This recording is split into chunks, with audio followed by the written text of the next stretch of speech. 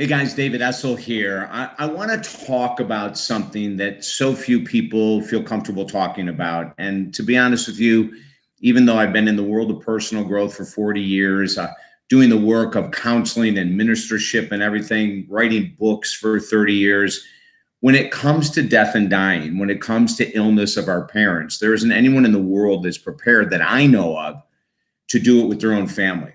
I'm David Essel, number one best-selling author, counselor, minister, and I'm here just to share a story, and maybe this will help someone else whose parents are going through the dying process from a myriad of different conditions. My mom suffered very deeply with dementia, and it came on very fast. There were little signs here and there, and then all of a sudden, before we know it, she's hospitalized for a couple weeks. And then about a week ago, she was in the hospital and my brother was with her and she was just not together. Her skin was gray. It was just a terrible experience. And I said to him, at that time, I said, if you can FaceTime with me, we were fortunate that he could even get into the hospital with her disease and illness and the pandemic and everything that's going on. And I want to make this video because I want to tell you how important it is to be able to talk about the dying process and talk to your mom and or dad if you have a decent relationship, I hope. And if you don't want to do what I'm going to share with you right now verbally with your mom or dad, you can do it in writing. Now, I have a little bit of an advantage. In 1985, I was a follower of Ram Dass, probably one of the most amazing teachers of death and dying. He helped so many people transition from this life to the next. And then Elizabeth Kubler-Ross was a great teacher, and there's been so many amazing teachers in grief and loss, death and dying. Scarlett Lewis, another great teacher. And so when I asked my brother to FaceTime me and I saw my mom, I'd never seen her that ill. He had told me the night before that, with dementia, a lot of times the patients will be up trying to get out of bed, trying to leave the hospital or their room, talking incessantly.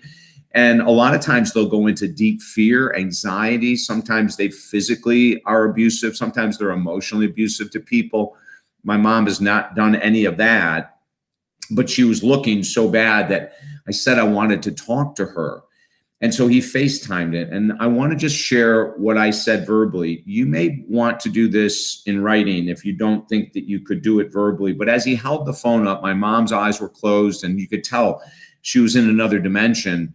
And I said, Mom, this might be the last time I get a chance to see you and talk to you. So I want to share some things. I said, Mom, if you're really tired, it's okay to go home to God. Mom, if you're really tired, God and Jesus are opening their arms to you, saying, come on home. You've been the most amazing example of what a Christian woman could be. They're so proud of you. There's no need to struggle. There's no need to suffer. If this is time and you're tired, let's just feel free to move on. Now, everything I'm saying to you that I said to my mom, she responded in some way. It might have been a guttural sound. It might have been a little nod of a head, but I knew she was hearing it, but she couldn't respond the way, of course, someone normally would. And I continued. I said, Mom, I became a minister because of you. The faith I grew up with you and Dad made me go into a path I never thought I would be. I became a pastor of a small church for a number of years, Mom, because of you. Mom, I got sober because of you. And my sobriety date, which happened years ago, is your birthday.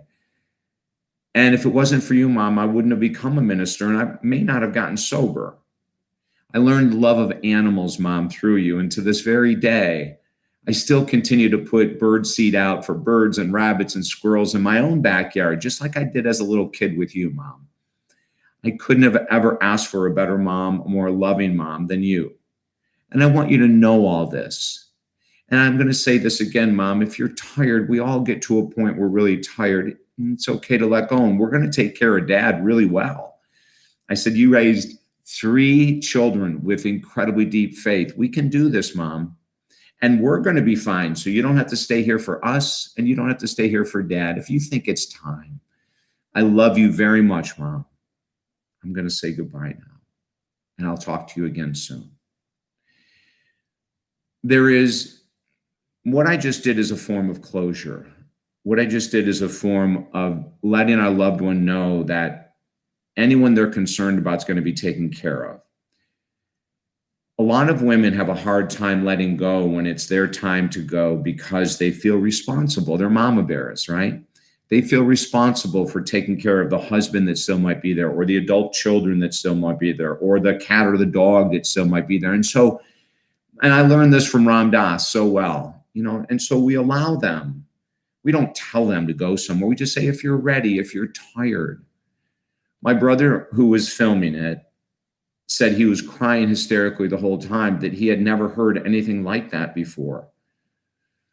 I had never done that before. I have sat on the bed in the hospital of clients who were dying. I have held their hands. I have talked to them. But when it's your mom, it's a totally different story. I was asked to do this video a week ago, and I couldn't. I was still so filled with emotion. My mom right now is at home. We have hospice set up. She has periods where she is connected, absolutely connected, and then there's periods that she's not. We don't know if mom's going to be here for a week or a year. It's an impossible thing to tell for the most part. But I do know this.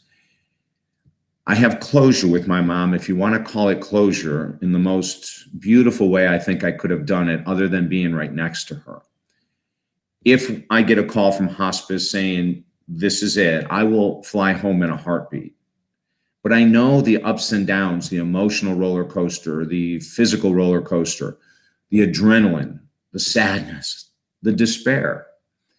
And I also know that a lot of times patients can hold on for a long time, much longer than we think. If I can help you at all, go to talkdavid.com. If I can help guide you, if your mom or dad has passed and you haven't done the grieving process, let me help you go through. We have a very powerful grieving process we teach. If your mom and dad is still here and you're not sure what to do as a caretaker for your own mind, body, and spirit, let's work together. I can help you set up a routine. The one thing that I saw started happening to me is that I started being consumed by the dying of my mom. I started being consumed every moment of every day. I was crying hysterically. I couldn't sleep. And that's part of life, right? But then I realized something, is that I had become so enslaved by the dying process that it was hurting me immensely. So I tried to set up a daily routine for myself that I'd still work with clients and I would still exercise. And then I would process with my mom in my own journals, in my own writing. And I would talk to the head nurses at the house, and I would talk to my brother and my sister, who have been unbelievable with my mom and dad. My dad is also an invalid. He spent 5 months last year in the hospital. We didn't think he was going to make it. Now they're both home. They just celebrated their 70th anniversary, wedding anniversary. And we got home. My brother was the mastermind behind this. He got her home from the hospital just in time. Now, she's still here. We don't know what's going to happen, but I want you to know that I am here for you. There are thousands of other counselors that do the work that I do. So if you don't reach out to me, please reach out to someone. We need to be guided. Most of us don't have the experience or knowledge about what to do. Visit me at talkdavid.com. I would love to help you in the transition. I love you. I'll talk to you soon. Bye now.